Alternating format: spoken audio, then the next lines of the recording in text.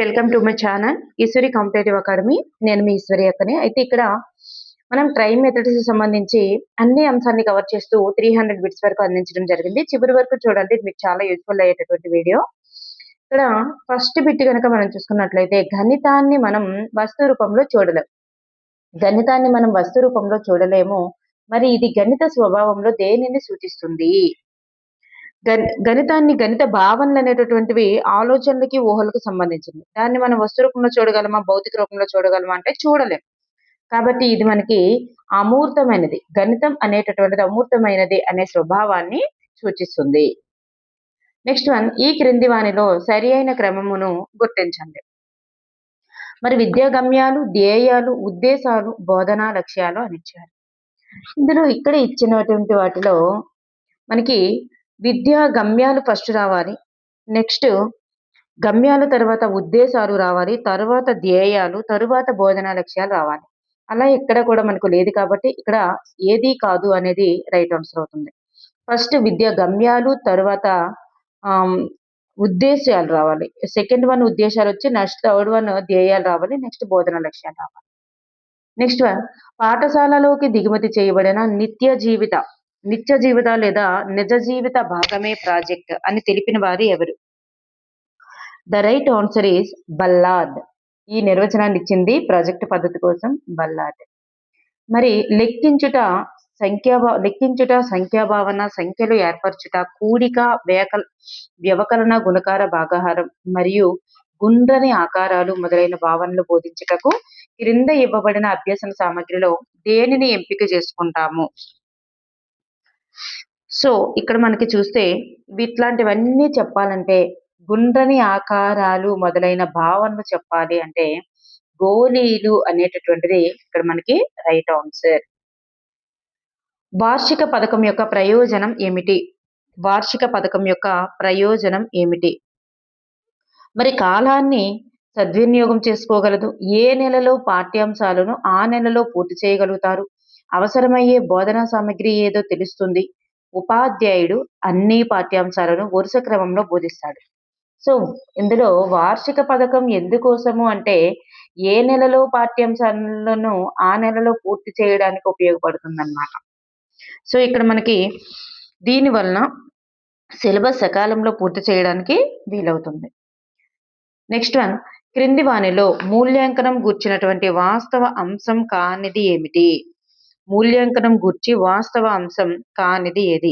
మరి ఆధునిక విద్యా విధానంలో మూల్యాంకనం అనేది కేవలం ఫలితాలను ప్రకటించడం, వాటిని విద్యార్థులు నిష్క్రియాత్మకంగా అంగీకరించడం మాత్రమే కాదు.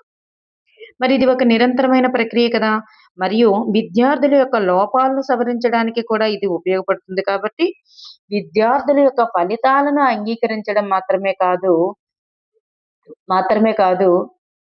ఇక్కడ అంటే ఇక్కడ అంశం కానిది అడిగారు కాబట్టి ఇక్కడ ఫలితాలను మాత్రమే అంగీకరించడం జరుగును అనేది ఇక్కడ సరికాదు.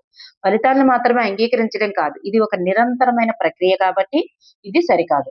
మరి అభ్యసన ప్రక్రియ యొక్క ఫలితానికి సంబంధం కలిగి ఉంటుంది. మరి ఏమి నేర్చుకున్నారు నిర్ధారించేటటువంటి ప్రక్రియ ఇది. జ్ఞాన నిర్మాణానికి ప్రాధాన్యత ఇస్తుంది. సో ఇక్కడ ఇవన్నీ కూడా జరుగుతాయన్నమాట. నెక్స్ట్ వన్, ప్రశ్నలో ఒక ఉమ్మడి సంబంధాన్ని గాని ధర్మాన్ని గాని దృష్టిలో పెట్టుకొని కొన్ని పదాలు ఇవ్వబడతాయి. మరి ఆ ధర్మం ఆధారంగా ఇచ్చిన పదాలకు సరిపోయేటటువంటి జవాబులు రాయవలసిన ప్రశ్నలు లఘు సమాధాన ప్రశ్నలలో ఈ రూపానికి చెందుతాయి. చూడండి, ప్రశ్నలలో ఒక ఉమ్మడి సంబంధాన్ని గాని ధర్మాన్ని గాని దృష్టిలో పెట్టుకొని కొన్ని పదాలు అక్కడ ఇవ్వబడతాయి. సో ఆ ధర్మం ఆధారంగా ఇచ్చిన పదాలకు సరిపోయేటటువంటి జవాబులను రాయవలసి ఉంటుంది. మరి అలా రాయాల్సినప్పుడు అవి దానికి సంబంధించినవి, ఏ రూపానికి సంబంధించినవి. మరి ఇవి తగినట్లుగా సమాధానం రాయడం అనేటటువంటిది. చూడండి, ఉమ్మడి ధర్మము అన్నారంటే, ఉమ్మడి సంబంధం లేదా ధర్మము అన్నారంటే అది ఒక సంసర్గ రూపం అనేటటువంటిది అవుతుంది. సంసర్గ రూపం అనేది ఇక్కడ రైట్ ఆన్సర్. సంసర్గ రూపానికి సంబంధించింది. ఆర్యభట్టకు చెందినటువంటి గణితాంశం ఏంటి? ఇతడు ఏం చేశారు? ఆర్యభట్ట ఏం చేశారు? త్రిభుజ వైశాల్యానికి సంబంధించినటువంటి సూత్రాన్ని ఇచ్చారు. అయితే అది గణిత చరిత్రకారుల అభిప్రాయం ప్రకారం ఆ కాలపు వివరణలు ఆ సూత్రాన్ని సమద్విబాహు త్రిభుజానికి మాత్రమే పరిమితం చేసేలా చేశాయి. సో ఈయన ఇచ్చినటువంటి సూత్రం, ఆర్యభట్ట ఇచ్చినటువంటి సూత్రం, త్రిభుజ వైశాల్యానికి ఇచ్చిన సూత్రం సమద్విబాహు త్రిభుజానికి మాత్రమే వర్తిస్తుంది. ఉద్దేశాలు వ్యూహాన్ని తెలియపరుస్తాయి, లక్ష్యాలు కార్యసాధన ఉపాయాలను సూచించే స్వభావం కలవి అని తెలియచేసిన వారు ఎవరు? ఉద్దేశాలు వ్యూహాన్ని తెలియపరుస్తాయి, లక్ష్యాలు కార్యసాధన ఉపాయాలను సూచించే స్వభావం కలవి అని తెలియచేసిన వారు ఎగ్లెస్టన్. ద రైట్ ఆన్సర్ ఇస్ ఎగ్లెస్టన్ ఇచ్చినటువంటి నిర్వచనం.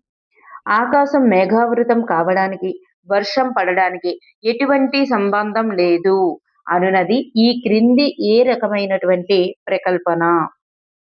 చూడండి, అక్కడ సంబంధం ఉందని చెప్పట్లేదు కదా, సంబంధం లేదు అని చెప్తున్నారు. ఇటు ఆకాశం మేఘావృతం కావడానికి వర్షం పడడానికి ఎటువంటి సంబంధం లేదు అని చెప్పడం, ఇటువంటి సంబంధం లేదు అని చెప్పడం అనేటటువంటిది శూన్య ప్రకల్పన అనేది అవుతుంది.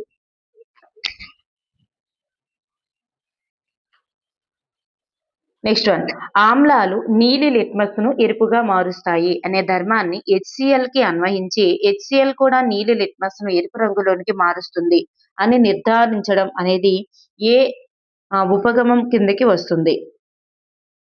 మరి చూసారా, ఇక్కడ ఏముంది, ఇక్కడ ఒక సూత్రాన్ని గాని నియమాన్ని గాని సాధారణ సూత్రం లేదా సాధారణ ధర్మం నుండి నిర్దిష్టమైనటువంటి విషయాల వైపుకి వెళ్ళింది కదా ఆలోచన విధానం అనేది.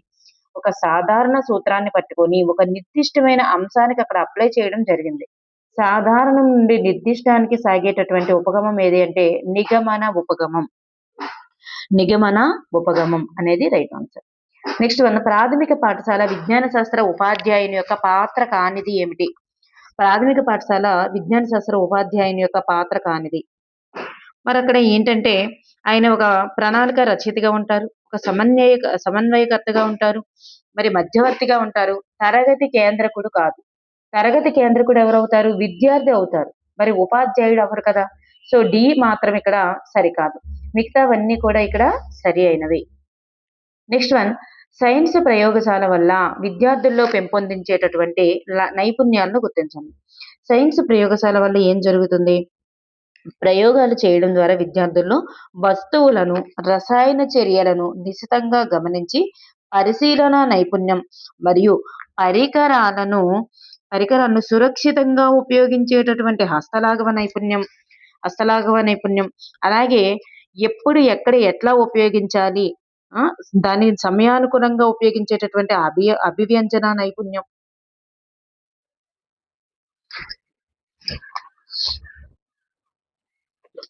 అభివ్యంజన నైపుణ్యం అనేటటువంటిది భాషకు సంబంధించింది. అంటే భాషలో సరైన పదాలను ఉపయోగించడం అనేటటువంటిది, మాట్లాడేటప్పుడు సరైన పదాలను ఉపయోగించడం అభివ్యంజన నైపుణ్యం అవుతుంది. కాబట్టి ఇక్కడ పదాలు ఉపయోగించడం అనేటటువంటిది ఏమీ ఉండదు కదా. సో అభివ్యంజన నైపుణ్యం అనేది ఇక్కడ చెందదు.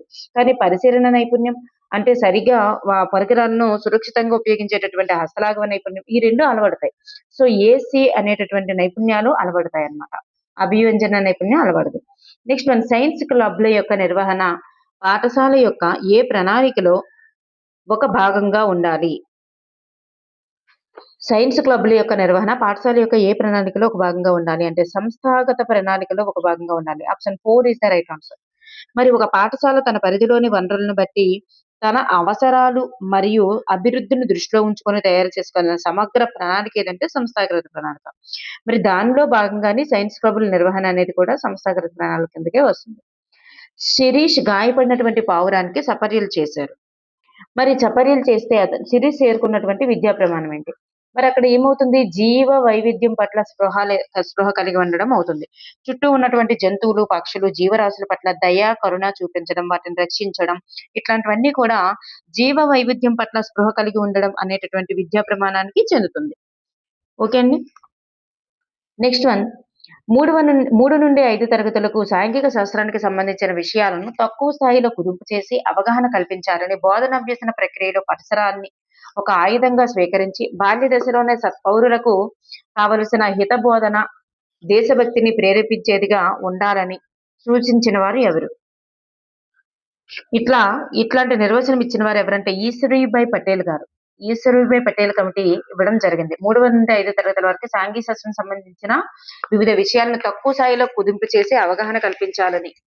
అంటే పరిసరాల విజ్ఞానాన్ని ఈవీఎస్‌గా పరిసరాల విజ్ఞానం 1, 2ని 2 కలిపి ఈవీఎస్‌గా అందించాలని చెప్పింది కదా! అదే అన్నమాట ఇక్కడ మీనింగు. సో, ఈశ్వరుడిపై పటేల్ కమిటీ అన్నమాట. అంటే ప్రాథమిక విద్యా సిలబస్ భారాన్ని తగ్గించడానికి పరిసరాన్ని ఒక ముఖ్య బోధనా సాధనంగా ఉపయోగించాలని ఈశ్వరరావు పటేల్ కమిటీ 1977 కమిటీ ఎప్పుడంటే 1977 అండి. మరి సూచించడం జరిగిందనమాట. నెక్స్ట్ వన్ ఈ క్రింది వాటిలో ఒకటి విలువలకు ఆశయాలకు మధ్య సంబంధాన్ని తెలుపుతుంది. ఈ క్రింది వాటిలో ఒకటే విలువలకు ఆశయాలకు మధ్య సంబంధాన్ని తెలుపుతుంది.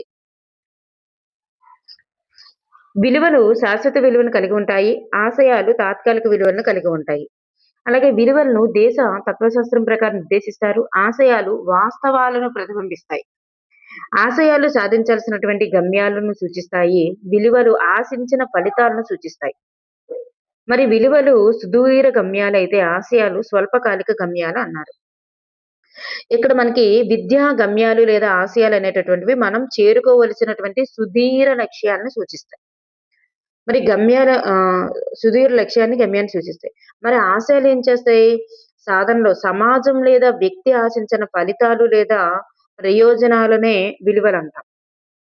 సో, దీనిని బట్టి ఆశయాలు, విలువలు ఒకలా వస్తాయి. మరి దీనిని బట్టి ఎట్లా ఉంటాయి ఇక్కడ option 3 is the right answer. ఆశయాలు అనేటటువంటివి సాధించాల్సినటువంటి గమ్యాలను సూచిస్తే, విలువలు అనేటటువంటివి ఆశించినటువంటి ఫలితాలను సూచిస్తాయి. సో, ఇక్కడ మనకి option 3 is the right answer.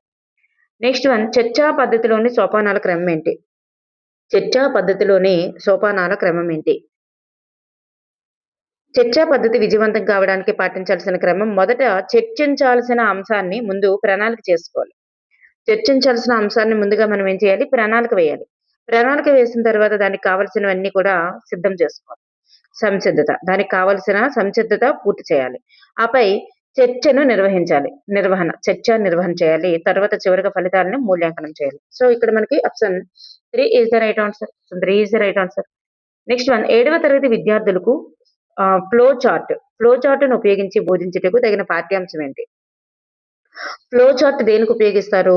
Supreme court, high court, జిల్లా కోర్టు వంటి న్యాయ వ్యవస్థ యొక్క వివిధ స్థాయిల అధికార క్రమాన్ని లేదా వివిధ దశల ప్రక్రియ ఏదైనా అట్లాంటి న్యాయ వ్యవస్థ యొక్క దశలు గాని లేదా వివిధ స్థాయిల అధికార క్రమాన్ని లేదా వివిధ దశలు ప్రక్రియ ఉంటుంది కదా! ఏదైనా ఒక తయారీ ప్రక్రియ యొక్క క్రమ పద్ధతిలో అమర్చడం.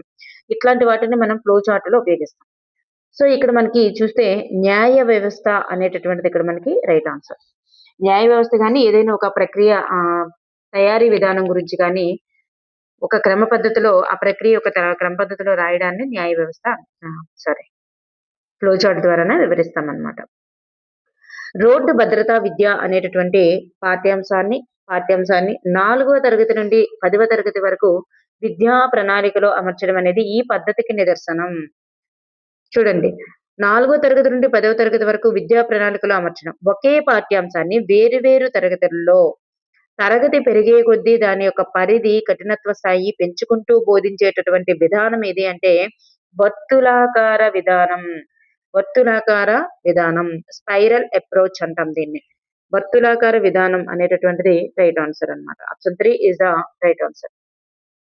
నెక్స్ట్ వన్ వ్యాసరూప ప్రశ్నల యొక్క పరిధులేంటి? వ్యాసరూప ప్రశ్నల యొక్క పరిధి ఏమిటి? ఇక్కడ చూస్తే లక్ష్యాన్ని అంతటిని మాపనం చేయలేం కదా వీటి వల్ల. సో, అమూర్త భావాలను పెంపొందిస్తాయి అన్నారు. అమూర్త భావాలను ఇక్కడ పెంపొందిస్తాయి. సో, ఇక్కడ పెంపొందిస్తాయి కానీ అది పరిమితి కిందకి రాదు. మరి గణన ఉపాధ్యాయునికి మారిపోద్ది. ఎందుకంటే ఆ పారాగ్రాఫ్‌లు చదివి మార్క్స్ వేసేటప్పుడు మారిపోద్ది. చిన్న తరగతుల వారికి పరీక్షించడం కష్టం. సో, ఇక్కడ మనకి ఆప్షన్ 1, 3, 4 అనేటటువంటివి పరిధి కిందకి వస్తాయన్నమాట. నెక్స్ట్ వన్ యావత్ విద్యా వ్యవస్థ దాని యొక్క కేంద్ర బిందువైనటువంటి ఉపాధ్యాయుని చుట్టే పరిభ్రమిస్తుంది అని నిర్వచించిన వారు ఎవరు? యావత్ విద్యా వ్యవస్థ కూడా ఉపాధ్యాయుని చుట్టే కేంద్ర బిందువైనటువంటి ఉపాధ్యాయుని చుట్టే పరిభ్రమిస్తుంది అని చెప్పిన వారు ఆచార్య లైనింగ్ is the right answer. Next one, సాంఘిక శాస్త్ర ప్రయోగశాలల్లో ఉండదగినవి ఏంటి? సాంఘిక శాస్త్ర ప్రయోగశాలల్లో ఉండదగినవి. ఇవన్నీ కూడా ఉండాలండి. బోధనాభ్యసన పరికరాలు ఉండాలి, భూగోళం ఉండాలి, పౌర విజ్ఞానం కూడా ఉండాలి. సో ఇవన్నీ కూడా రైట్ ఆన్సర్సే. మరి చార్టులు, మ్యాపులు, పౌర శాస్త్రానికి సంబంధించిన నమూనాలు అన్నీ కూడా ఉండాలి. నెక్స్ట్ వన్, విద్యార్థులకు పంచేంద్రియాలకు తగిన శిక్షణ, అనుభవాలు వీటి వల్ల లభిస్తాయి. పంచేంద్రియాలకు తగిన శిక్షణ, అనుభవాలు అనేటటువంటివి వీటి వల్ల లభిస్తాయి. పంచేంద్రియాలకి తగిన శిక్షణ, అనుభవం అనేటటువంటిది క్షేత్ర పర్యటనల వల్లనే లభిస్తాయి అన్నమాట. క్షేత్ర పర్యటనలు అనేది రైట్ ఆన్సర్. ఏదైనా ఒక ప్రదేశాన్ని స్వయంగా సందర్శించి అక్కడ ఉన్నటువంటి విషయాలను చూడడం, వినడం, తాకడం వంటి పనులు చేస్తారు కాబట్టి పంచేంద్రియాలన్నింటికి ప్రత్యేక శిక్షణ మరియు ఉత్తమ అభ్యసన అనుభవాలు లభిస్తాయన్నమాట దీనివల్ల. నెక్స్ట్ వన్, కళ్యాణ్ అనేటటువంటి విద్యార్థి తన గ్రామంలో జరిగే ప్రజాస్వామ్య పద్ధతి తరహా ఎన్నికలను వివరించాడు. అయితే కళ్యాణ్ చేరుకున్నటువంటి విద్యా ప్రమాణం ఏమిటి? చూడండి, ఇక్కడ ఒక అంశాన్ని లేదా ప్రక్రియను సొంత మాటల్లో వివరించాడు. మరి ఉదాహరణలు ఇవ్వడం, పోలికలు, భేదాలు చెప్పడం ఇట్లాంటివన్నీ కూడా దేనికి అవుతాయి? తనకు తెలిసినటువంటి విషయం పట్ల అవగాహన కలిగి ఉన్నాడు కాబట్టి తను అంత స్పష్టంగా చెప్పగలుగుతున్నాడు. వివరించాడు అంటే అది విషయావగాహనే అవుతుంది. వివరించడం, వర్గీకరించడం ఇట్లాంటివన్నీ. గణితం హేతువాదమైనది. ఆగమన హేతువాదం అనగా అర్థం ఏమిటి? గణితం హేతువాదమైనది. ఆగమన హేతువాదం అనగా అర్థం ఏమిటి? ఒక విషయాన్ని అనేక సార్లు పరిశీలించినప్పుడు ఒకే ఫలితాన్ని రావడమే ఆగమన హేతువాదం. అంటే నిర్దిష్ట ఉదాహరణలను లేదా అనేక సందర్భాలను పదే పదే పరిశీలించి వాటిలో ఉండే ఉమ్మడి ధర్మం ఆధారంగా ఒకే సాధారణ ముగింపుకు లేదా సూత్రానికి రావడమే ఆగమన హేతువాదం. సో ఇక్కడ మనకి option 1 is the right answer. Option 1 is the right answer. Next one, గణిత ఉన్నత గమ్యాలకు సంబంధించినటువంటి వాస్తవమైనటువంటి అంశం ఏంటి? గణిత ఉన్నత గమ్యాలకు సంబంధించినటువంటి వాస్తవమైనటువంటి అంశం ఏంటి? పిల్లల్లో అంతర్గత శక్తుల అభివృద్ధి, మరి దీనిలో ఆలోచన, గణితపర వివేచన ఉంటది. తార్కిక నిర్ధారణకు రావడం, అమూర్తత్వాన్ని అర్థం చేసుకోవడం వంటివి జరుగుతాయి. సో ఇక్కడ మనకి ఇవన్నీ కూడా ఉన్నత గమ్యాలకు సంబంధించినటువంటివి అన్నమాట. సో ఇవన్నీ ఎన్ని రైట్ ఆన్సర్స్. నెక్స్ట్ వన్, ఒక విధంగా విశ్లేషణ పద్ధతి అనేది విశ్లేషణ సంశ్లేషణ పద్ధతి యొక్క సంక్షిప్త రూపం అని అభిప్రాయపడిన వారు ఎవరు? ఒక విధంగా విశ్లేషణ పద్ధతి అనేది విశ్లేషణ సంశ్లేషణ పద్ధతి యొక్క సంక్షిప్త రూపం అనే అభిప్రాయపడిన వారు వీళ్ళిద్దరు కూడా బట్లర్ మరియు రెన్. ప్రాథమిక స్థాయిలో వైయక్తిక భేదాలకు అనుగుణంగా అభ్యసనానికి తోడ్పడేది ఏమిటి? ప్రాథమిక స్థాయిలో వైయక్తిక భేదాలకు అనుగుణంగా అభ్యసనానికి తోడ్పడేది ఏమిటి? Option 4 is the right answer అండి. దృశ్య శ్రవ్య ఉపకరణం. Sorry for that. ఇక్కడ స్వయం అభ్యసన దీపిక అనేటటువంటిది వైయక్తిక భేదాలకు అనుగుణంగా అభ్యసనానికి తోడ్పడేది స్వయం అభ్యసన దీపిక, అభ్యాస పుస్తకం అంటారు దాన్ని. తరగతి గదిలో విద్యార్థుల యొక్క వ్యక్తిగత సామర్థ్యాలు గాని, వారి వేగాల మధ్య తేడాలు ఇవన్నీ ఉంటాయి కదా. సో అందువల్ల ఈ వైయక్తిక భేదాలకు అనుగుణంగా స్వయం అభ్యసన దీపిక, సెల్ఫ్ లెర్నింగ్ మెటీరియల్ లేదా వర్క్ బుక్ అంటాం దాన్ని. దీని ద్వారానే విద్యార్థి తనంతట తాను తన వేగానికి తగ్గట్లుగా, తన సామర్థ్యానికి తగ్గట్లుగా స్వయంగా నేర్చుకోవడానికి వీలయ్యేటటువంటిది స్వయం అభ్యసన దీపిక అనేది ఇక్కడ మనకి right answer. Next one, period పథకం తయారు చేయడం వల్ల ప్రయోజనం కానిది ఏమిటి? పీరియడ్ పథకం తయారు చేయడం వల్ల ప్రయోజనం కానిది. బోధనాభ్యసన ప్రక్రియలో వృధా కాలయాపన జరుగుతుంది. అనువైనటువంటి బోధనా సామగ్రిని నిర్ణయించుకోవచ్చు పీరియడ్ పథకం తయారు చేయడం వల్ల. చూడండి, మరి బోధనాభ్యాసంలో గుణదోషాలు తెలుస్తాయి. పాఠ్యాంశాల విషయాలను వరుస క్రమంలో బోధించవచ్చు. పీరియడ్ పథకం తయారు చేసుకోవడం వల్ల అనువైన బోధన సామగ్రిని నిర్ణయించుకోవచ్చు, గుణదోషాలు తెలుస్తాయి, వరుస క్రమంలో కూడా బోధించవచ్చు. కానీ వృధా కాలయాపన జరుగుతుంది అన్నారు రాంగ్. వృధా కాలయాపన అరికట్టవచ్చు, నివారణ చేయవచ్చు. సో ఇక్కడ మనకి ఆప్షన్ 1 అనేటటువంటిది సరిగా లేదు. నెక్స్ట్ వన్, నిరంతర సమగ్ర మూల్యాంకనంలో మదింపు అనేది క్రింది రకానికి చెందుతుంది. నిరంతర సమగ్ర మూల్యాంకనంలో మదింపు అనేటటువంటిది అభ్యసనంతో పాటు మదింపు, అభ్యసనం కొరకు మదింపు, అభ్యసనం యొక్క మదింపు. సో వీటన్నింటికి కూడా రైట్ ఆన్సర్ అవుతుంది. వీటన్నిటికీ కూడా చెందుతుంది. నిరంతర సమగ్ర మూల్యాంకనంలో మదింపు అనేటటువంటిది అభ్యసనంతో పాటు మదింపు జరుగుతుంది, కొరకు మదింపు జరుగుతుంది, అభ్యసనం యొక్క మదింపు కూడా జరుగుతుంది. సో అన్ని రూపాల్లో నిరంతరాయంగా కొనసాగుతుందన్నమాట. కొన్ని పదాలు లేదా వాక్యాలు 2 వరుసలలో రాయబడి ఉండి, ఏదో ఒక ధర్మం ఆధారంగా మొదటి వరుసలోని ప్రతి అంశానికి, రెండో వరుసలో సరైన అంశాన్ని జవాబుగా సూచించే ప్రశ్నలు. చూడండి. మొదటి వరుసలో రాయబడి ఉంటాయి. అంటే కొన్ని పదాలు లేదా వాక్యాలు 2 వరుసల్లో రాయబడి ఉంటాయి. ఏదో ఒక ధర్మం ఆధారంగా, ఏదో ఒక ధర్మం ఆధారంగా మొదటి వరుసలోని ప్రతి అంశానికి, రెండో వరుసలో సరైన అంశాన్ని జత చేస్తాం. వీటినేమంటారు? వాటిని జతపరచడాలు అంటాం కదా! సో, జతపరచడాలు అనేది మనకిక్కడ రైట్ ఆన్సర్. Next one. ఈ క్రింది వాటిలో శ్రీనివాస రామానుజన్‌కు చెందనటువంటి అంశమేంటి? ఆయన గోల్డ్ బుక్ కంజక్చర్ అనేది రైట్ ఆన్సర్. మరి వర్గమూలాల గూడును కూడా ఆయన ఇచ్చారు. అలాగే గోల్డ్ బుక్ కంజక్షన్‌కి మరి ఆయన వివరణ ఇచ్చారు. వర్గమూలాల గూడు, నెస్టెడ్ రెడికల్స్ కి కూడా ఆయన ఇచ్చారు. నెక్స్ట్ మరి సమున్నత సంయుక్త సంఖ్యలు కూడా ఆయన ఇవ్వడం జరిగింది. వంటి అంశాలపైన విశేష పరిశోధనలు చేశారు. కానీ త్రిభుజ సంఖ్యలు, పరిపూర్ణ సంఖ్యలు మాత్రం ఈయన ఇవ్వలేదన్నమాట. మరి ఇవి గ్రీకు గణిత శాస్త్రజ్ఞుల కాలం నాటివి. ఇవి రామానుజన్‌కి సంబంధం లేదు. సో ఇక్కడ ఆప్షన్ 4 అనేటటువంటిది సరికాదండి. ఆప్షన్ 4 సరికాదు. Next one. మేధా సంబంధిత అలవాట్లు, శక్తి సామర్థ్యాలు అనేటటువంటివి దేనికి సంబంధించింది?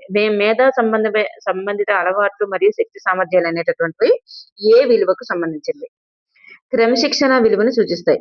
గణితం లేదా ఇతర శాస్త్రాలను అభ్యసించడం ద్వారా విద్యార్థులలో స్థిరమైనటువంటి మేధోపరమైన అలవాట్లు, క్రమబద్ధమైనటువంటి ఆలోచన సరళి మరియు మానసిక శక్తి సామర్థ్యాలు పెంపొందుతాయి. ఇవి డిసిప్లినరీ వాల్యూకి చెందుతాయి. అంటే క్రమశిక్షణ విలువకు సంబంధించింది. Next one. జేబీ కొన్నెట్ అభిప్రాయం ప్రకారం యథార్థ లక్షణం కానిది ఏమిటి? జేబీ కొన్నెట్ ప్రకారం యథార్థం యొక్క లక్షణం కానిది. మరి ఈయన ప్రకారం వైజ్ఞానిక సత్యాలు లేదా యథార్థాలు ఎలా ఉంటాయంటే, నిరంతరం కూడా పరిశోధనలకు, చర్చలకు లోనవుతుంటాయి. మరి అవి వివాదరహితంగా ఉండవు. వివాదరహితంగా ఉండవు.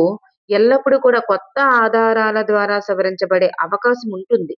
కాబట్టి వివాదరహితంగా ఉండాలి అనేటటువంటిది ఇక్కడ మనకి సరికాదు. అవి వివాదరహితంగా ఉండవు. ప్రత్యక్షంగా పరిశీలించదగినదై ఉంటుంది. మారనివిగా ఉంటాయి. ఎన్నిసార్లైనా ప్రదర్శించగలిగినవిగా ఉంటాయన్నమాట. అవి యథార్థాలు అనేటటువంటివి. ఇక్కడ ఆప్షన్ 1 అనేటటువంటిది సరికాదు.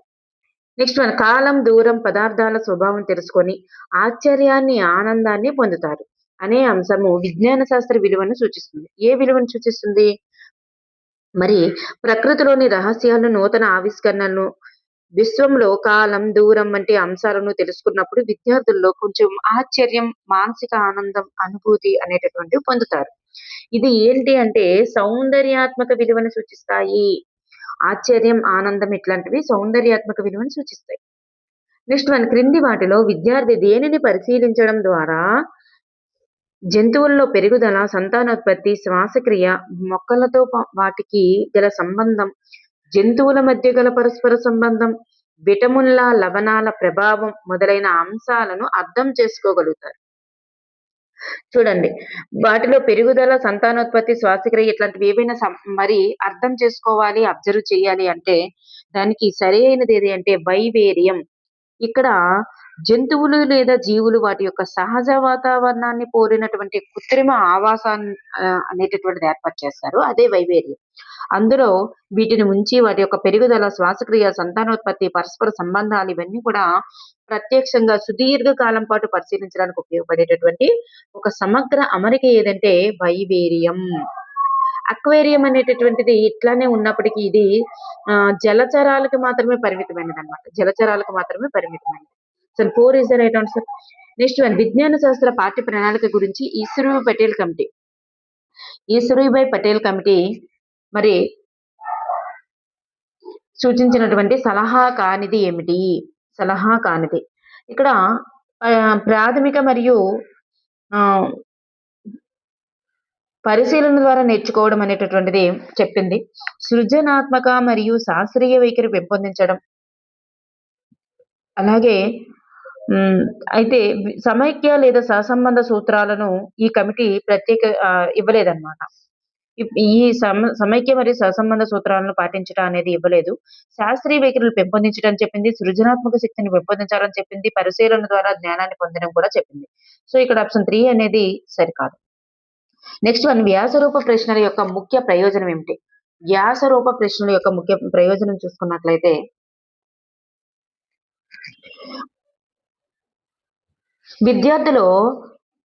విద్యార్థులో సృజనాత్మకతను పెంపొందిస్తాయండి. ఎందుకంటే కొత్త కొత్త ఆన్సర్‌లు కూడా వాళ్ళు రాస్తుంటారు కాబట్టి సృజనాత్మకతను పెంపొందిస్తాయి.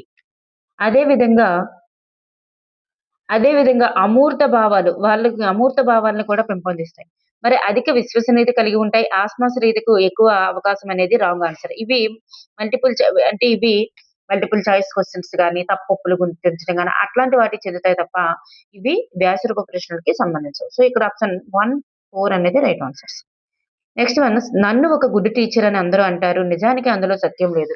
నేను చేసిందల్లా నా విద్యార్థులను ఆలోచింపజేసేలా చేశాను అని తెలిపినటువంటి తత్వవేత్త ఎవరు? అంటే రూసో గారన్నమాట. సోక్రటీస్. గుడ్ టీచర్ అని అందరూ అంటారు అనేది సోక్రటీస్ యొక్క నిర్వచనం. సోక్రటీస్ అనేది ఇక్కడ మనకి రైట్ ఆన్సర్. ప్రసిద్ధ గ్రీకు తత్వవేత్త అన్నమాట ఈయన. సోక్రటీసు తన ప్రశ్నోత్తర పద్ధతి ద్వారా విద్యార్థులకు నేరుగా జ్ఞానాన్ని అందించడం కంటే వారిని స్వయంగా ఆలోచింపజేసేలా చేయడం పైన ఎక్కువ ప్రాధాన్యత ఇచ్చారన్నమాట ఈయన. సో, సోక్రటీస్ అనేది ఇక్కడ మనకి రైట్ ఆన్సర్. నెక్స్ట్ వన్, విజ్ఞాన శాస్త్ర ప్రయోగశాలలు విద్యార్థుల్లో ఈ క్రింది ఏ గుణాలను పెంపొందించబడతాయి? విజ్ఞాన శాస్త్ర ప్రయోగశాలలు అనేటటువంటిది విద్యార్థుల్లో ఈ క్రింది ఏ గుణాలను పెంపొందింపజేస్తాయి అని చూస్తే ఇక్కడ అన్ని కూడా నైపుణ్యాలు పెంపొందిస్తాయి, సామర్థ్యాలు పెంపొందిస్తాయి, శాస్త్రీయ దృక్పథం కూడా పెంపొందిస్తాయి. ఏబీసీ అనేది రైట్ ఆన్సర్. నెక్స్ట్ వన్, పరిశీలించే సామర్థ్యం అన్ని కూడా మూఢనమ్మకాలను వీడి నిజాలను గ్రహించేటటువంటి శాస్త్రీయ దృక్పథం కూడా పెంపొందిస్తుంది. మొట్టమొదటిసారిగా ప్రాంతీయ సైన్స్ ప్రదర్శనలు అనేటటువంటిది ఎప్పుడు ప్రారంభమయ్యాయి? మొట్టమొదటిసారిగా ప్రాంతీయ సైన్స్ ప్రదర్శనలు అనేటటువంటివి 1964 to 65లో ప్రారంభమవడం జరిగింది. ఎన్సీఆర్టీ ఆధ్వర్యంలో మొట్టమొదటిసారిగా ప్రారంభించడం జరిగింది. ఎన్సీఆర్టీ ఆధ్వర్యంలో. నెక్స్ట్ వన్, పాఠ్య పుస్తకంలోని ప్రతి యూనిట్ ను పూర్తి చేయడానికి ఉపాధ్యాయుడు తయారు చేసుకునేటటువంటి పథకం ఏంటి? ప్రతి యూనిట్ ని పూర్తి చేయాలంటే ఉపాధ్యాయుడు తయారు చేసుకునేటటువంటిది. ఉపాధ్యాయుడు దేన్ని తయారు చేసుకుంటాడు? పీరియడ్ పథకాన్ని తయారు చేసుకుంటాడు. సో, ఒక నిర్దిష్ట పాఠ్యాంశాన్ని లేదా ఒకే స్వభావం గల కొన్ని ఉపాంశాల సమూహాన్ని బోధించడానికి ఉపాధ్యాయుడు ముందే సిద్ధం చేసుకునే సమగ్ర బోధనా ప్రణాళిక ఏదంటే పీరియడ్ ప్రణాళిక. చారిత్రక, భౌగోళిక, సాంఘిక విషయంలో సంబంధ అంతర్ సంబంధముల అధ్యయనమే సాంఘిక శాస్త్రం అని నిర్వచించిన వారు ఎవరు? The right answer is James Hemmings. James Hemmings is the right answer. Next one, స్టాంపులను సేకరించట, చారిత్రక కట్టడాలను సందర్శించట, ఫోటోలు తీయటం, పత్రికలు చదవడం మొదలైనవి ఈ క్రింది విలువలను తెలియజేస్తాయి. ఇలాంటివన్నీ కూడా దేన్ని చేస్తాము? విద్యార్థులు తమకు నచ్చిన వ్యాపకాలు, అభిరుచులు అవలంబించడం కోసం కదా. సో, ఇట్లాంటి ఖాళీ సమయంలో విరామ సమయ సద్వినియోగం కోసం చేసేవి కాబట్టి మరి ఆప్షన్ 3 అనేటటువంటిది ఇక్కడ మనకి రైట్ ఆన్సర్. నెక్స్ట్ వన్, మంచి బోధనా పద్ధతి యొక్క లక్షణం కానిది ఏమిటి? మంచి బోధనా పద్ధతి యొక్క లక్షణం కానిది ఉపాధ్యాయుడి విద్యార్థికి మధ్య అనుసంధానంగా ఉండడం, సాంఘిక అధ్యయనాల పట్ల ఆసక్తిని పెంపొందించేలా ఉండడం, విద్యార్థి స్థాయికి తగినదిగా ఉండడం, స్వీయ అభ్యసనాన్ని పెంపొందించేదిగా ఉండడం. ఇక్కడ చూస్తే విద్యార్థి యొక్క లక్షణం కానిది అన్నారు. ఇక్కడ తగనదిగా అంటే తగినదిగా అనలేదు. ఇక్కడ తగనదిగా అన్నారు. విద్యార్థి స్థాయికి తగనదిగా ఉండాలి అన్నారు. తగినది అనలేదు కదా. సో, ఇక్కడ మనకి ఇది సరికాదన్నమాట. నెక్స్ట్ వన్, యూనిట్ ఉపగమానికి హెన్రీ మోరిసన్ ప్రతిపాదించిన సోపానాల క్రమం ఏంటి? యూనిట్ ఉపగమానికి హెన్రీ మోరిసన్ ప్రతిపాదించినటువంటి సోపానాల క్రమం ఏంటి? The right answer is option 3 అండి. అన్వేషణ, ప్రదర్శన, సాంశీకరణ, వ్యవస్థీకరణ, వల్లివేయడం. 5 బోధన సోపానాల యొక్క సరైన క్రమం ఏంటంటే అన్వేషణ, ప్రదర్శన, సాంశీకరణ, వ్యవస్థీకరణ, వల్లివేయడం అనేటటువంటిది రైట్ ఆన్సర్. నెక్స్ట్ వన్, ప్రశ్నల నిధి యొక్క ఆవశ్యకతను సూచించిన వారు ఎవరు? ప్రశ్నల నిధి యొక్క ఆవశ్యకతను సూచించిన వారు ఎవరు? The right answer is Kothari commission. పరీక్షా విధానంలో సంస్కరణల కోసం ప్రశ్నల నిధి అనేటటువంటి దాన్ని క్వశ్చన్ బ్యాంక్ ని ఏర్పాటు చేయాలని కొడారి కమిషన్ సూచించడం జరిగింది. ప్రశ్నల నిధి. నెక్స్ట్ వన్, 2 పుస్తకాలు చదివిన పూర్తి సారాంశం కంటే ఒక ఉపాధ్యాయుడి నుంచి ఎక్కువ జ్ఞానాన్ని పొందవచ్చు అనేటటువంటిది ఏ దేశ సామెత? ఇది ఒక జర్మనీ సామెత. ఇది ఒక జర్మనీ సామెత. జర్మనీ సామెత అంటే ఆప్షన్ 2 అనేది రైట్ ఆన్సర్. గురువు లేదా ఉపాధ్యాయుని ప్రత్యక్ష అంటే ఇదే. నెక్స్ట్ వన్, సాంఘిక శాస్త్ర ప్రయోగశాలల్లో ఇవి ఉండవు. సాంఘిక శాస్త్ర ప్రయోగశాలల్లో ఏవి ఉండవు? పరీక్ష నాళికలు అనేటటువంటివి ఉండవు. పరీక్ష నాళికలు అనేటటువంటివి ఉండవు. ఆప్షన్ 3 అనేటటువంటిది ఉండదు. ఎందుకంటే అవి సైన్స్ లో ఉంటాయి కాబట్టి. 1 లేక 2 రోజుల్లో పర్యటించి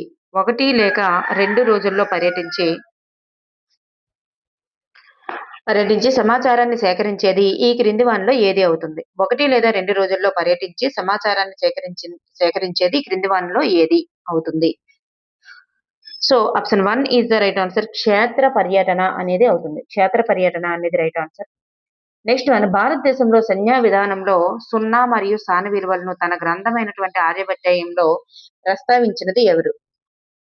చూడండి, 0 మరియు స్థాన విలువలను తన గ్రంథమైనటువంటి ఆర్యభట్టీయంలో గ్రంథంలో ప్రస్తావించింది ఎవరంటే ఆర్యభట్ట. ఆర్యభట్ట అనేది రైట్ ఆన్సర్. నెక్స్ట్ వన్, క్రింది వానిలో ప్రాథమిక స్థాయి విద్యార్థులకు గుర్చి వాస్తవం కాని దాన్ని గుర్తించండి. ప్రాథమిక స్థాయి విద్యార్థులను గుర్చి వాస్తవం కానిది. ఇక్కడ ప్రయోగ ఫలితాలు చెప్పగలిగే సామర్థ్యం వాళ్ళకు ఉంటుంది, వర్గీకరించే సామర్థ్యం ఉంటుంది, మ్యాపింగ్ సామర్థ్యం ఉంటుంది, అర్ధరహిత జ్ఞాపక శక్తి అనేది ఉంటుంది అన్నారు. సో అర్ధరహిత జ్ఞాపక శక్తి అనేటటువంటిది వీళ్ళకి చెందదు. సో వీళ్ళకి చెందదు. మిగతావన్నీ కూడా ప్రాథమిక స్థాయి విద్యార్థులకి చెందుతుందన్నమాట. నెక్స్ట్ వన్, సంశ్లేషణ పద్ధతిని గురించి వాస్తవ అంశం ఏంటి? సంశ్లేషణ పద్ధతి గురించి వాస్తవ అంశం. ఇది విశ్లేషణ పద్ధతికి వ్యతిరేకం అండి. విశ్లేషణ పద్ధతికి వ్యతిరేకం. ఇది దత్తాంశం నుంచి సారాంశానికి వెళ్ళేదే సంశ్లేషణ పద్ధతి. మరి ఆశించిన పర్యవసానం వచ్చే వరకు కూడా ఆవశ్యక సోపానాలు అనేటటువంటిది అనుసరిస్తూనే ఉంటుంది. సో ఇది సుదీర్ఘమైన పద్ధతి. మరి పైవన్నీ కూడా రైట్ ఆన్సర్స్.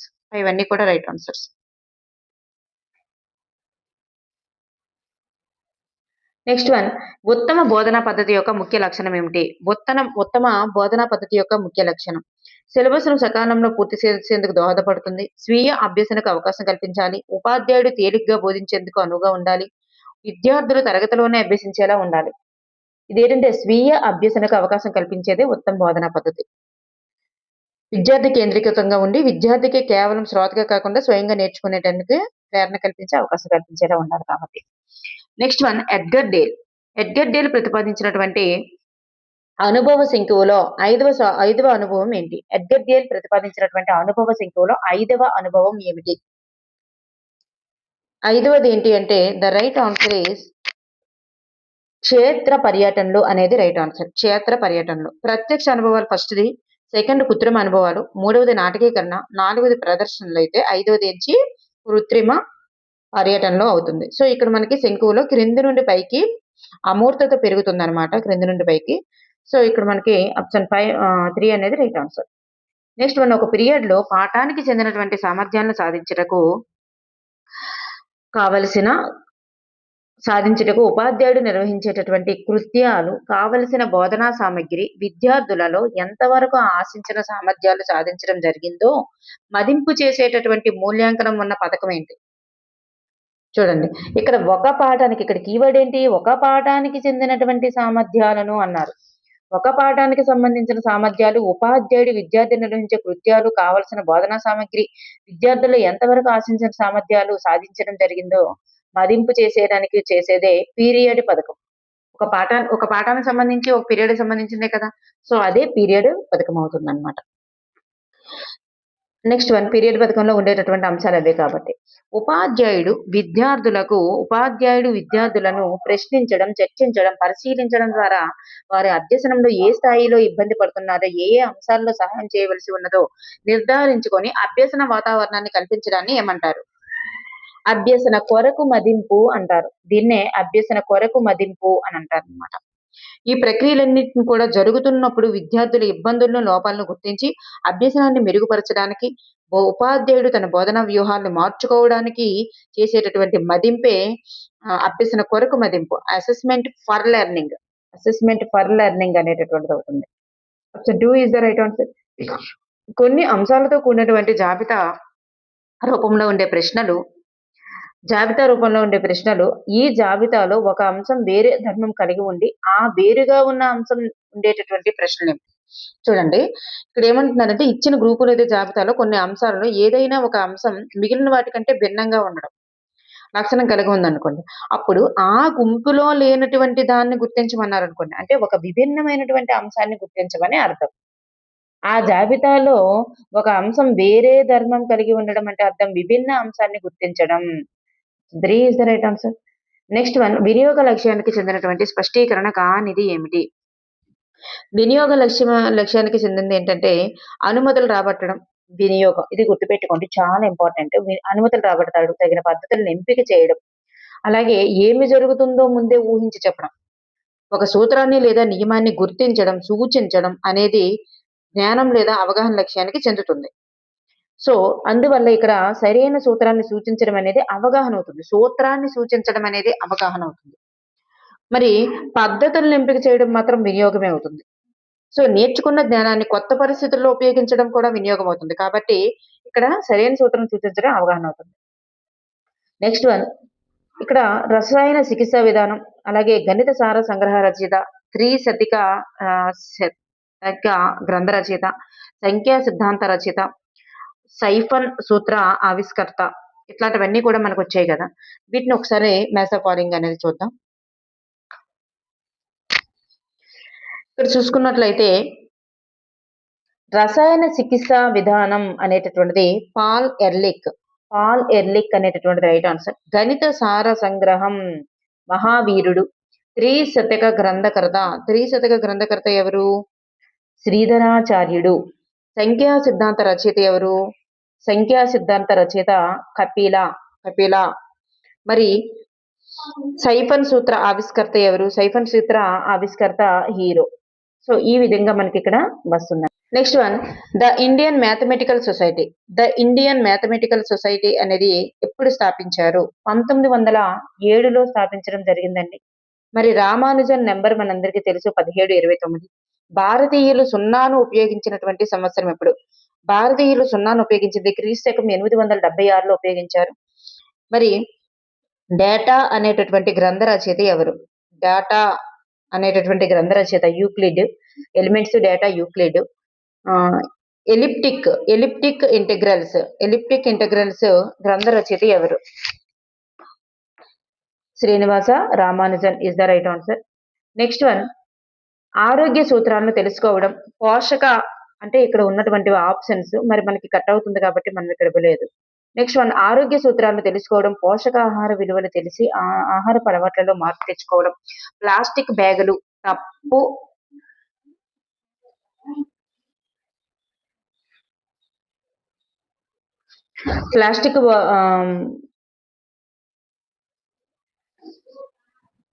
ప్లాస్టిక్ బ్యాగులు వాడడం తప్పు. వాడని మనిషి ప్లాస్టిక్ పర్యావరణానికి హాని అని తెలిసి, అంటే ప్లాస్టిక్ బ్యాగులు వాడడం తప్పని తెలిసినటువంటి మనిషి ప్లాస్టిక్ పర్యావరణానికి హాని అని తెలిసిన దగ్గర నుంచి మళ్ళీ గుడ్డ సంచులు, కాగితపు సంచులు వాడుతున్నారు అన్నది ఈ క్రింది విలువను సూచిస్తుంది. చూడండి, ఆరోగ్య సూత్రాలు తెలుసుకోవడం, పోషక ఆహార విలువలను తెలిసి ఆహారపు అలవాట్లలో మార్పు తెచ్చుకోవడం, ఇట్లాంటి చూసారా కదా, ఇట్లాంటివన్నీ కూడా అంటే ఆరోగ్య నియమాలు పాటించడం, పర్యావరణ పరిరక్షణ కోసం ప్లాస్టిక్ వాడకాన్ని తగ్గించడం, ఒక బాధ్యతాయుతంగా ప్రవర్తించడం అనేది ఒక వ్యక్తి యొక్క స్వీయ నియంత్రణ లేదా ప్రవర్తన నియమావళిని సూచిస్తుంది. అందువల్ల ఇది ఏ విలువకు చెందుతుందంటే క్రమశిక్షణ విలువకు చెందుతుంది. ఇది ఒక క్రమశిక్షణ విలువకు చెందుతుంది. Next one, Louis Pasteur, Thomas Alva Edison మొదలగు శాస్త్రవేత్తల యొక్క జీవిత చరిత్రను బోధించడానికి అనువైనటువంటి పద్ధతి ఏమిటి? చారిత్రక పద్ధతి అనేది రైట్ ఆన్సర్. ఎందుకంటే శాస్త్రవేత్తల యొక్క జీవిత చరిత్రలు, వారు చేసినటువంటి పరిశోధనల వెనుక ఉన్నటువంటి కాలానుగుణ నేపథ్యాన్ని మరియు సైన్స్ యొక్క పరిణామ క్రమాన్ని వివరించడానికి ఉపయోగపడేది చారిత్రక పద్ధతి. నెక్స్ట్ వన్, అగ్నిపర్వతాలు ఏర్పడేటటువంటి విధానం గురించి వివరించి ఆకులు నీటిని విడుదల చేయడం అనేటటువంటి ప్రయోగాన్ని చూపడానికి సైన్స్ ఉపాధ్యాయునిగా ఈ క్రింది వాటిలో నీవు ఏ వస్తువుని ఉపయోగిస్తారు? చూడండి, అగ్నిపర్వతాలు ఏర్పడే విధానం గురించి వివరించాలంటే ఆకులు నీటిని విడుదల చేయడం అనేటటువంటి ప్రయోగం. ప్రయోగం అంటే బాష్పశేకం ప్రయోగం నిరూపించడానికి మొక్క కొమ్మ ఆకులను పాలిథిన్ సంచిలో ఉంచి కడతారనమాట. కొద్దిసేపటి తర్వాత ఏమవుద్ది, ఆ సంచి లోపల భాగంలో నీటి బిందువులు అనేటటువంటివి ఏర్పడతాయి. ఈ విధంగా చేసి చూపించాలంటే పాలిథిన్ సంచులు అనేది రైట్ ఆన్సర్. నెక్స్ట్ వన్, విజ్ఞాన శాస్త్ర కరికులం గురించి ఎన్సీఎఫ్ 2005 సూచించినటువంటి సిఫార్సులు ఏమిటి? విజ్ఞాన శాస్త్ర కరికులం గురించి ఎన్సీఎఫ్ 2005 సూచించినటువంటి సిఫార్సులు చూసుకున్నట్లయితే ఇవన్నీ కూడా సూచించిందండి. బయట జీవితాన్ని, జ్ఞానాన్ని మన బోధనలతో అనుసంధానించాలి. అంటే నిజ జీవిత సన్నివేశాలను అనుసంధానించాలని చెప్పింది కదా. కంఠస్థం చేసే పద్ధతుల నుంచి మన బోధన దూరం అవ్వాలి. మరి సరళీకరించాలి, పరీక్షలను సరళీకరించాలని చెప్పింది. సంపూర్ణ వికాసానికి తోడ్పడేలా ఉండాలని కూడా చెప్పింది. సో ఇవన్నీ అనేది ఇక్కడ మనకి right answer. Option 4 right answer అన్నమాట. వ్యాసరూప ప్రశ్నలకు చెందినటువంటి పరిమితి ఏమిటి? వ్యాసరూప ప్రశ్నలకు చెందినటువంటి పరిమితి ఏంటి? మరి వ్యాసరూప ప్రశ్నలు అనేటటువంటివి అల్ప సప్రమాణత కలిగి ఉంటాయండి. అల్ప సప్రమాణత కలిగి అల్ప విశ్వసనీయత కూడా కలిగి ఉంటాయి. అల్ప సప్రమాణత మరియు అల్ప విశ్వసనీయత కూడా కలిగి ఉంటాయి. మరి అధిక సప్రమాణత, విశ్వసనీయత కలిగి ఉండేవి మల్టిపుల్ చాయిస్ క్వశ్చన్స్ ఇట్లా వస్తాయి. నెక్స్ట్ వన్, నిర్దిష్ట కాల వ్యవధిలో లక్ష్య సాధన కోసం గుణాత్మకంగా, నిర్మాణాత్మకంగా, సమగ్రంగా ఆచరణ సాధ్యమయ్యేటటువంటి పథకాలు తయారు చేసిన వాడు ఎవరు? ప్రణాళిక రచయిత. ఎవరు తయారు చేస్తారంటే ఒక ప్రణాళిక రచయిత తయారు చేస్తారు. మరి నిర్దిష్ట కాల వ్యవధిలో ఆశించిన విద్యా లక్ష్యాలు సాధించడానికి వీలుగా సమగ్రమైన, ఆచరణాత్మకమైన మరి పథకాలు మరియు ప్రణాళికను రూపొందించే వాళ్ళే ప్రణాళిక రచయిత. నెక్స్ట్ వన్, విజ్ఞాన శాస్త్ర బోధనకు గుండె వంటిది ఏమిటి? విజ్ఞాన శాస్త్ర బోధనకు గుండె వంటిది ఏంటి? ప్రయోగశాల కృత్యాలు విజ్ఞాన శాస్త్ర బోధనకు గుండె వంటివి. ప్రయోగశాల కృత్యాలు అనేది రైట్ ఆన్సర్. ఆప్షన్ 2 అనేది రైట్ ఆన్సర్. మన రాష్ట్రంలో మొట్టమొదటిసారిగా రాష్ట్ర స్థాయి సైన్స్ ప్రదర్శన అనేది ఎప్పుడు ప్రారంభమైంది? మన రాష్ట్రంలో రాష్ట్ర స్థాయి సైన్స్ ప్రదర్శన అనేటటువంటిది 1968లో ఉమ్మడి ఆంధ్రప్రదేశ్ ఉన్నప్పుడు అనమాట. 1968లో ప్రారంభం అయింది. నెక్స్ట్ వన్, కళ్యాణ్ అనేటటువంటి విద్యార్థి సజీవులు, నిర్జీవులు లక్షణాలను వివరించి ఉదాహరణలు ఇచ్చాడు. చూడండి, ఇక్కడ సజీవులు, నిర్జీవులు లక్షణాలను వివరించి ఉదాహరణ ఇవ్వడు. ఇక్కడ పోలికలు, భేదాలు చెప్పాడు, నెక్స్ట్ ఉదాహరణలు ఇచ్చాడు. సో అయితే అక్కడ కళ్యాణ్ సాధించినటువంటి విద్యా ప్రమాణం ఏంటి? ఇట్లా విద్యార్థి ఏదైనా ఒక శాస్త్రీయ భావన లేదా ఒక టాపిక్ గురించి లక్షణాలను వివరించడం, వర్గీకరించడం, ఉదాహరణలు ఇవ్వడం, ఇట్లాంటివన్నీ ఏదైనా సరే విషయావగాహన కిందకే వస్తుందన్నమాట. ఆప్షన్ 1 అనేది రైట్ ఆన్సర్. నెక్స్ట్ వన్, సాంఘిక శాస్త్రం అనగా సమాజం యొక్క అధ్యయనం, ఆ సంఘం రూపొందించిన విధానం, సంఘంలో విద్యార్థుల బాధ్యతాయుత ప్రవర్తనను తెలియజేయడం దీని యొక్క లక్షణం, అంటే సాంఘిక శాస్త్రం యొక్క లక్షణం అని నిర్వచించిన వారు ఎవరు? జేఎఫ్ఓ ఫారెస్టర్ అనేది రైట్ ఆన్సర్. నెక్స్ట్ వన్, సాంఘిక శాస్త్రాన్ని అధ్యయనం చేయడం వల్ల ప్రజాస్వామ్య విధానం, మన చుట్టూ ఉన్నటువంటి ఉండే పరిసరాలను అర్థం చేసుకొని వాటికి వ్యక్తికి మధ్య ఉన్న పరస్పర సంబంధాలను అర్థం చేసుకోవడం లాంటి విలువలు విద్యార్థుల్లో పెంపొందించబడతాయి. అయితే ఇవి ఏ విలువలకు సంబంధించినవి? చూడండి, ఇవన్నీ కూడా అంటే ప్రజాస్వామ్య వ్యవస్థ, మన చుట్టూ ఉండే పరిసరాలను అర్థం చేసుకోవడం, ఇవన్నీ కూడా భౌతిక విలువలకు సంబంధించినవి. నెక్స్ట్ వన్, మంచి బోధనా పద్ధతి యొక్క లక్షణం కానిది ఏమిటి? మంచి బోధనా పద్ధతి యొక్క లక్షణం కానిది ఏమిటి? మరి మంచి బోధనా పద్ధతి అనేది ఉపాధ్యాయునికి, అభ్యసనికి మధ్య అనుసంధానాన్ని ఏర్పరుస్తుంది. అన్ని అభ్యసన స్థాయిలు వారికి ఉపయుక్తంగా ఉంటాయి. విస్తృతమైనటువంటి విషయ జ్ఞానాన్ని కూడా పెంపొందిస్తాయి. మరి బట్టి స్మృతి పెంపొందిస్తుంది అనేది ఇక్కడ మనకి రాంగ్ ఆన్సర్. నెక్స్ట్ వన్, జాతీయోద్యమం నాటికి సంఘటనలను బోధించడానికి ఒక సాంఘిక శాస్త్ర ఉపాధ్యాయునిగా ఏ చార్టును ఉపయోగిస్తాను? చూడండి, జాతీయోద్యమం నాటి సంఘటనలు బోధించాలి అంటే అక్కడ కాలక్రమ చార్ట్, అక్కడ ఇయర్స్ అనేటటువంటి ఇంపార్టెంట్ కదా. సో కాలక్రమ చార్టు అనేటటువంటిది ఇంపార్టెంట్. చరిత్రలో జరిగినటువంటి వివిధ సంఘటనలను, అంటే జాతీయోద్యమ ఘట్టాలు గాని, యుద్ధాలు గాని, రాజుల యొక్క పరిపాలనా విధానాలు గాని, వారి పరిపాలనా కాలాలు గాని, అవి జరిగిన సంవత్సరాల వారీగా వరుస క్రమంలో వివరించాలి కాబట్టి వాటి కాలక్రమ చార్ట్ లేదా టైం లైన్ చార్ట్ అంటాం దీన్ని. అది ఇంపార్టెంట్, అవసరం అనమాట. కాలక్రమ ఉపగమ్యం యొక్క ప్రయోజనాలు ఏమిటి? కాలక్రమ ఉపగమం యొక్క ప్రయోజనాలు ఏమిటి? ఇది దేనికి ఉపయోగపడుతుంది? ఈ దేశ కాల భావన ఏర్పడుతుందండి. దీనివల్ల దేశ కాల భావన అనేటటువంటిది ఏర్పడుతుంది. అదే విధంగా దేశభక్తి, జాతీయ భావాలు అనేటటువంటివి కూడా పెంపొందుతాయి. ఎందుకంటే కాలక్రమ చార్ట్ ద్వారా ఇట్లాంటివి చెప్తారు కాబట్టి. ఆప్షన్ 3 అనేటటువంటిది ఇక్కడ మనకి రైట్ ఆన్సర్. ఏ సంఘటన ఎప్పుడు జరిగిందో, ఎలా జరిగిందో స్పష్టంగా కాలంతో అవగాహన ఏర్పడుతుంది కాబట్టి, దేశ చరిత్ర పట్ల వాళ్ళు క్రమంగా నేర్చుకోవడం వల్ల దేశభక్తి, జాతీయ భావాలనేవి పెంపొందిస్తాయన్నమాట.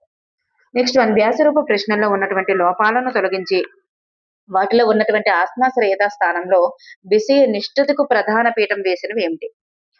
ఆత్మాశ్రయత కలిగి ఉన్నవి వ్యాసరూప ప్రశ్నల్లో ఉన్న లోపాలను తొలగించి వాటిలో ఉన్న ఆత్మాశ్రయత స్థానంలో విషయ నిష్ఠతకు ప్రధాన పీఠను వేసినవి ఎటువంటి లక్ష్యాత్మక ప్రశ్నలు. ఆత్మాశ్రయత కలిగినవి అంటే వాళ్ళ మనసులో ఉన్నటువంటి ప్రతి భావాలను వివరించడానికి ఉపయోగపడేవి, వాళ్ళకు అనుగుణంగా ఆ సమాధానాలు రాయడానికి ఉపయోగపడేవి వ్యాసరూప ప్రశ్నలు అయితే, విషయ నిష్ఠతకు ప్రధాన పీఠం వేసినవి అంటే లక్ష్యాత్మక ప్రశ్నలు.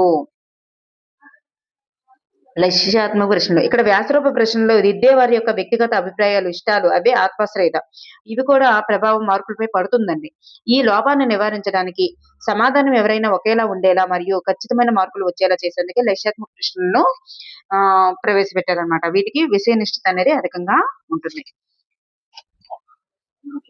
నెక్స్ట్ వన్, సాంఘిక శాస్త్ర ప్రయోగశాలలో గది మధ్యలో ఇవి ఉండాలి. గది మధ్యలో ఏమి ఉండాలండి? కార్పెట్లు ఉండాలండి. ఇవేవి కూడా ఉండకూడదు, కార్పెట్లు అనేటటువంటి ఉండాలి.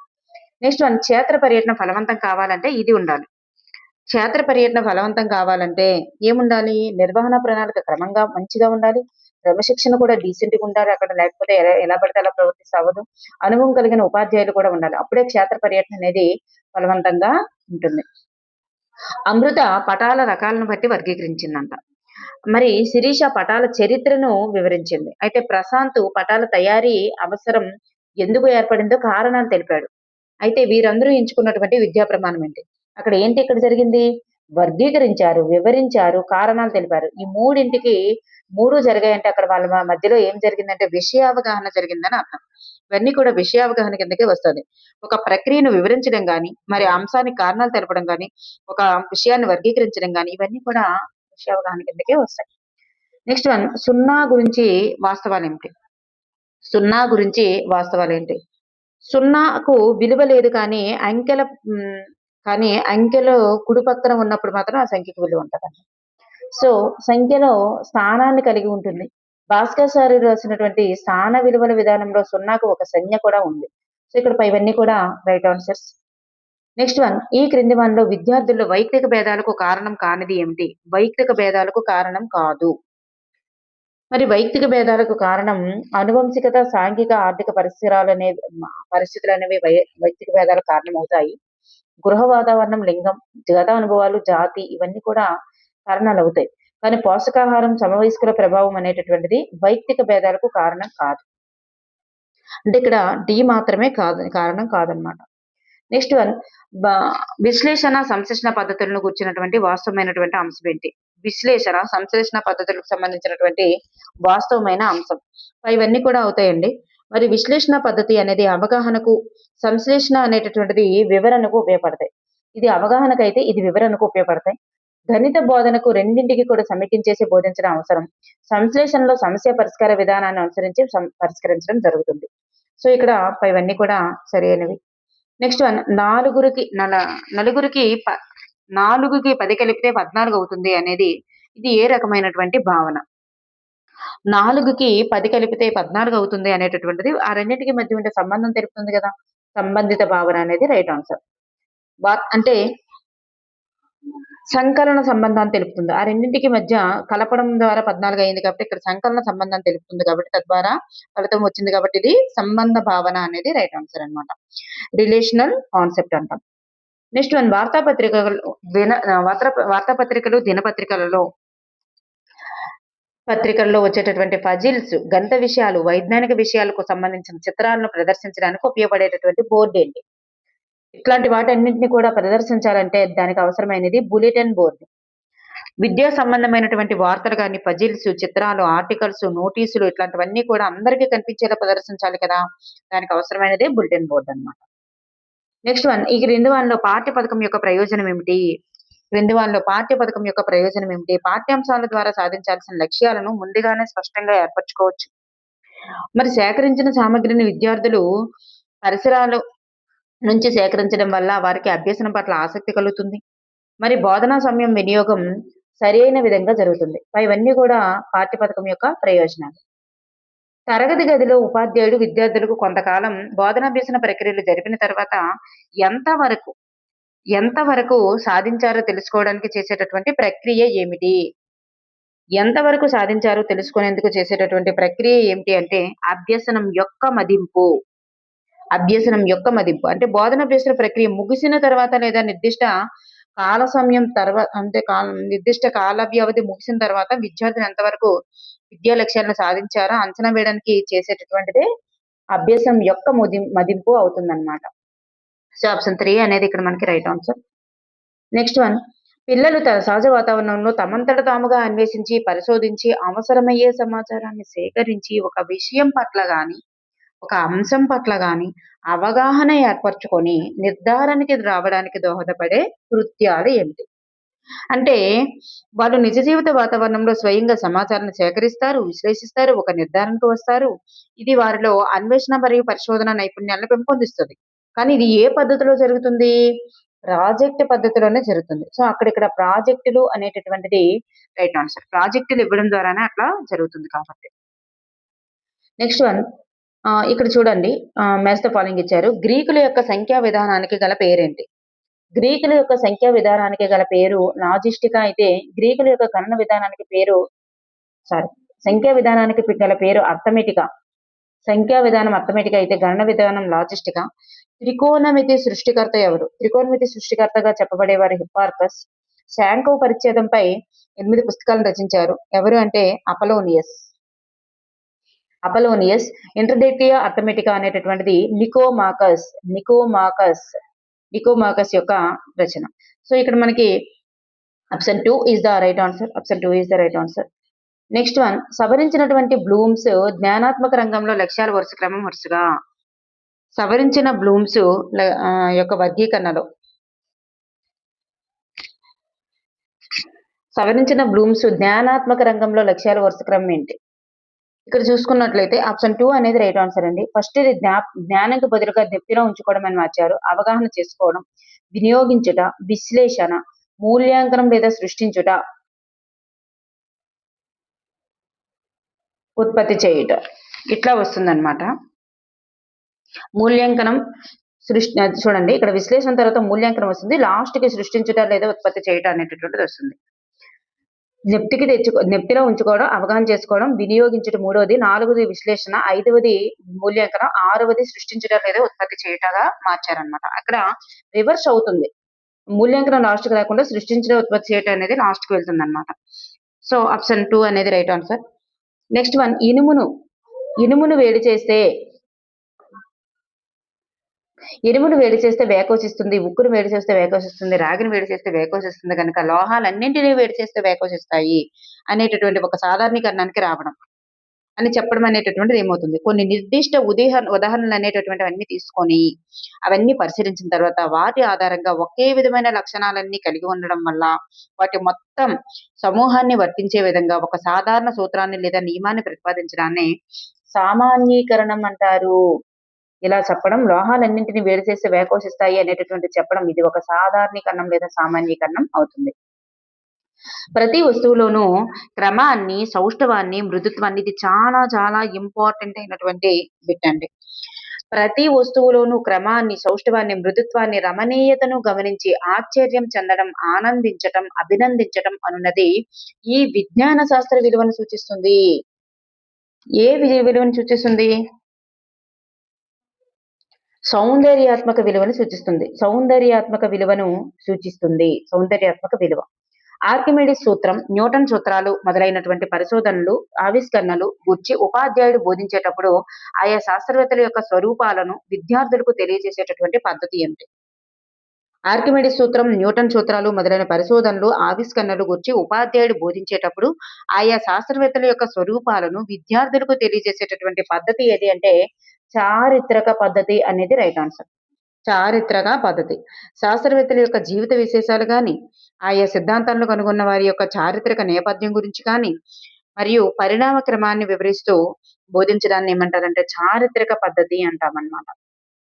నెక్స్ట్ వన్, ఇక్కడ మ్యాచ్ ద ఫాలోయింగ్ ఉంది చూడండి. పరికరాల సంఖ్య, రసాయనాల సంఖ్య, గాజు సామగ్రి సంఖ్య. పరికరాల సంఖ్య, రసాయనాల సంఖ్య, గాజు సామగ్రి సంఖ్య.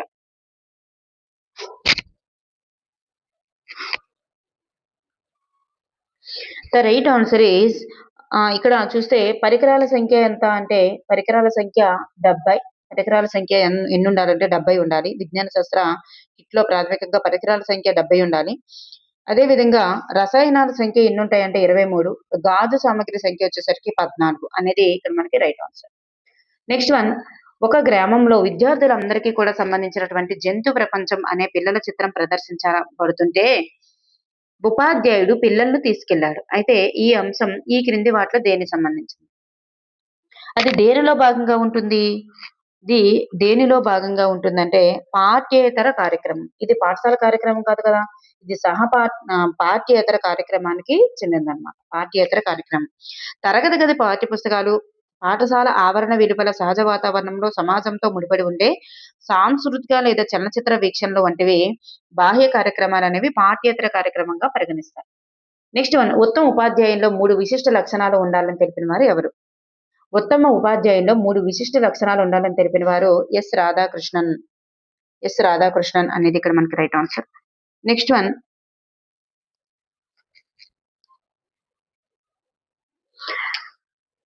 విజ్ఞాన శాస్త్ర ప్రయోగశాల ఈ క్రింది అభ్యసన సూత్రాలను బలపరుస్తుంది. విజ్ఞాన శాస్త్ర ప్రయోగశాల అనేటటువంటిది ఈ క్రింది సూత్రాలను బలపరుస్తుంది. ఏంటంటే ఇవన్నీ కూడా శాస్త్రం అంటే చేయడం అని, ఆచరణ ద్వారా అభ్యసనం, పరిశీలన ద్వారా అభ్యసనం, ఇవన్నీ కూడా విజ్ఞాన శాస్త్ర ప్రయోగశాల యొక్క అభ్యసన సూత్రాలను బలపరుస్తాయి. సో ఏబిసి అనేది రైట్ ఆన్సర్ అండి. నెక్స్ట్ వన్, జాతీయ స్థాయి విద్యా వైజ్ఞానిక ప్రదర్శనను ఎన్ని రోజుల పాటు నిర్వహిస్తారు? జాతీయ స్థాయి విద్యా వైజ్ఞానిక ప్రదర్శనను ఎన్ని రోజుల పాటు నిర్వహిస్తారు? ద రైట్ ఆన్సర్ 7 రోజుల పాటు నిర్వహిస్తారు. 7 రోజులు అనేది రైట్ ఆన్సర్. ఎన్సీఆర్టీ ఆధ్వర్యంలో దేశవ్యాప్తంగా ప్రతి సంవత్సరం నిర్వహించే జాతీయ స్థాయి విజ్ఞాన శాస్త్ర ప్రదర్శన అనేది 7 రోజుల పాటు కొనసాగుతుంది. నెక్స్ట్ వన్, పీరియడ్ పథకంను తయారు చేసేటప్పుడు ఆఖరి సోపానం ఏమిటి? పీరియడ్ పథకాన్ని తయారు చేసేటప్పుడు ఆఖరి సోపానం, ఆఖరిలో ఏమొస్తుంది? ఫస్ట్ గా నిర్దిష్ట పీరియడ్ ప్రణాళికను రాసేటప్పుడు ఉపాధ్యాయుడు ఆ పాఠ్యాంశాన్ని బోధించడానికి ఉపయోగించిన ప్రామాణిక గ్రంథాలు లేదా ఆధార గ్రంథాల వివరణను చివరిలో పెడతారు. ప్రామాణిక గ్రంథాలు లేదా ఆధార గ్రంథాలు, దాన్ని రిఫరెన్స్ బుక్స్ అంటాము. ఇవి చివరిలో ఉంచుతారన్నమాట. పీరియడ్ పథకంలో చివరిలో ఉంచేది రిఫరెన్స్ బుక్స్. నెక్స్ట్ వన్, విద్యార్థులు పరిసరాల విజ్ఞానం ద్వారా పెంపొందించే జ్ఞానం, అవగాహన, వినియోగం, నైపుణ్యాలు, క్రియాశీలత, సృజనాత్మకత మొదలైన వాటిని సహజంగా విద్యార్థుల్లో దాగి ఉన్న అంతర్గత శక్తులను బయటకు తీయడానికి వారి వారి సామర్థ్యాల ఆధారంగా విద్యా బోధన జరగాలని సూచించిన వారు ఎవరు? చూడండి, ఇవన్నీ వాటన్నింటినీ కూడా సహజ విద్యార్థుల్లో దాగి ఉన్న అంతర్గత శక్తులను బయటకు తీయాలంటే వారి సామర్థ్యాల ఆధారంగా విద్యా బోధన జరగాలి. చూడండి, కనీస అభ్యసన సామర్థ్యాలను ఎవరు తెలియజేశారు? ఆర్హెచ్ దవేనే కదా. సో సామర్థ్యాల గురించి తెలియజేసిన వారు ఆర్హెచ్ దవే అనేటటువంటిది ఇక్కడ మనకి రైట్ ఆన్సర్. ఓకే అండి, థ్యాంక్ యూ ఫర్ ఎవరీవన్.